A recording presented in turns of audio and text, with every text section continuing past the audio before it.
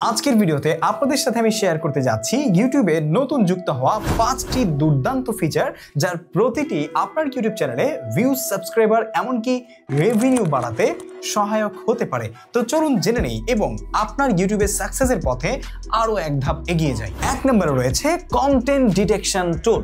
Content detection টুলটা এমন একটা টুল যেই টুলটা ব্যবহার করে আপনি নিজে কষ্ট করে যে সমস্ত কন্টেন্টগুলো তৈরি করছেন অরিজিনালি, সেই কন্টেন্টগুলো আপনার চ্যানেল থেকে ডাউনলোড করে অন্য কেউ তার নিজের চ্যানেলে আপলোড করে সেখান থেকে ভিউজ বা সাবস্ক্রাইবার কামাচ্ছে। এটা নট ফেয়ার। আপনার ইউটিউব স্টুডিওতে যখন যাবেন তখন বাম পাশেই পেয়ে যাবেন এই কন্টেন্ট ডিটেকশন টুল, যেটা আপনাকে আপনার ইউটিউব চ্যানেলের ভিডিওগুলো অন্য কে ডাউনলোড করে আপলোড করেছে সেটা সহজেই দেখিয়ে দিবে এবং কত পার্সেন্ট আপনার ভিডিও থেকে কপি করে সে তার ভিডিও আপলোড করেছে সেটা দেখতে পারবেন। সেই সাথে আপনি অফিসিয়ালি ইউটিউবকে কিন্তু ক্লেম করতে পারবেন, এই ভিডিওটাকে রিকোয়েস্ট করতে পারবেন রিমুভ করার জন্য বা রিমুভাল রিকোয়েস্ট দিতে পারবেন, যার কারণে সেই চ্যানেলে কপিরাইট স্ট্রাইক চলে যাবে।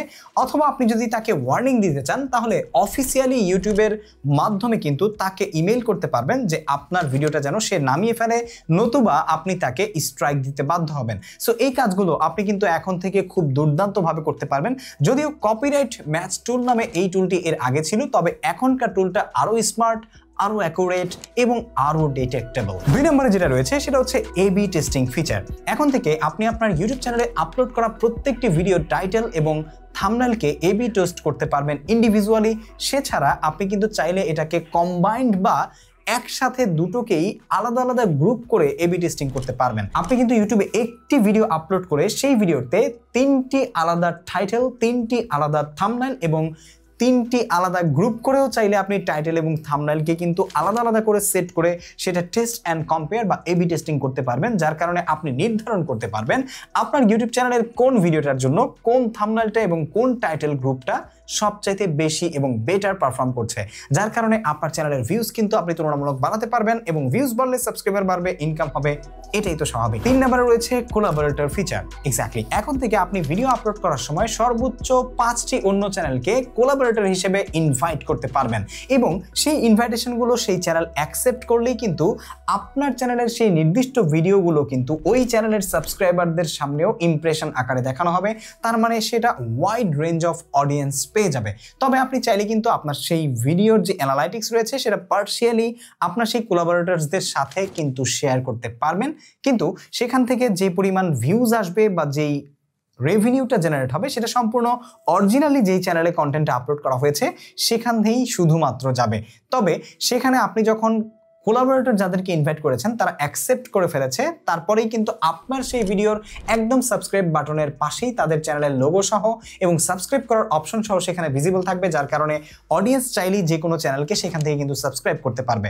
সো এটা কিন্তু একটা গ্রেট ওয়ে টু শেয়ার আপনার পার্টনার্স কারা, আপনার কো ক্রিয়েটরস কারা এবং আপনার ভিডিওতে যদি কোনো গেস্ট থাকে তাহলে গেস্টদেরকে। সো এটা কিন্তু খুবই দুর্দান্ত একটা ফিচার যেটা ব্যবহার করে আপনার ভিডিওতে আপনি wide range of audience engage করতে পারেন। 4 নম্বরে রয়েছে viewers post in your YouTube community tab. Exactly, ইউটিউবের নতুন একটা ফিচার অ্যাড হয়েছে যেটার মাধ্যমে আপনি চাইলে আপনার ইউটিউব চ্যানেলের সেটিংসে গিয়ে কমিউনিটি সেকশন থেকে ভিউয়ার্স পোস্টকে ইনেবল করতে পারেন, যার কারণে আপনার কোনো অডিয়েন্স বা ভিউয়ার্স যদি আপনার চ্যানেলের কমিউনিটিতে বা পোস্টে গিয়ে পোস্ট করতে চায়, নিজে কোনো কিছু পোস্ট করতে চায়, তাহলে সেক্ষেত্রে আপনার চ্যানেলটাকে নির্দিষ্ট একটা সার্টেন টাইম অফ পিরিয়ড কিন্তু আসলে সাবস্ক্রাইব করে রাখতে হবে, তারপর সে করতে পারবে, যেটা হচ্ছে 24 ঘন্টা অথবা মিনিমাম 7 দিন। এই সময়টা আপনি নির্ধারণ করে দিবেন যে কতক্ষণ আপনাকে সাবস্ক্রাইব করে রাখার পরই কেবল আপনার চ্যানেলে সে কমিউনিটি পোস্টে পোস্ট করতে পারবে। সো এটা কিন্তু খুবই ছোট একটা বিষয় বললে হবে না। গত সেপ্টেম্বর 2025-এর শুরুতে একটি রিপোর্টে দেখা গেছে বা পরিসংখ্যানে দেখা গেছে যে সমস্ত চ্যানেলে এই ইউটিউব কমিউনিটি ট্যাবের এই পোস্টের অ্যাক্টিভিটিস দেখা গেছে সেই সমস্ত চ্যানেলের লাইক এবং ইমপ্রেশন কিন্তু অন্য চ্যানেলের তুলনায় বেড়ে গেছে।